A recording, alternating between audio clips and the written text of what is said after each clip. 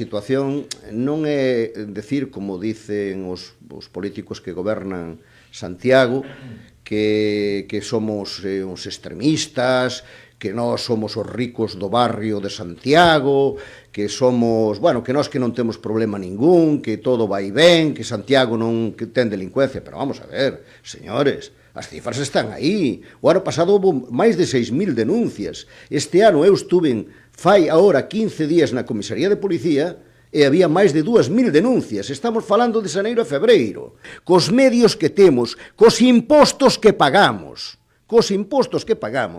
tiñamos uns poderes públicos que son ineficaces totalmente. Porque non olvidemos que o Banco do Pobre está pegado ao Hospital Clínico de Santiago, donde se moven máis de 6.000 doentes e traballadores, empleados da propia empresa.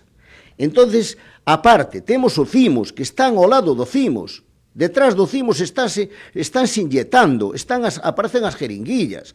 O CIMOS, señores, un dos centros máis importantes de investigación de toda Europa, un orgullo da nosa cidade. Pero vamos a ver, señores, se no parking do clínico están ameazando aos traballadores do clínico que se non lle dan cartos que lle van a rayar os coches, se lle van a roubar os bolsos, as taquillas, as enfermeiras, as empleadas, os médicos no propio hospital, Dios meu querido, pero que ten que pasar aquí? Ten que morrer alguén para que se actúe. Que hai un problema máis grave, que aínda non está. É o fentanilo. Pero está aí xa, que é o fentanilo.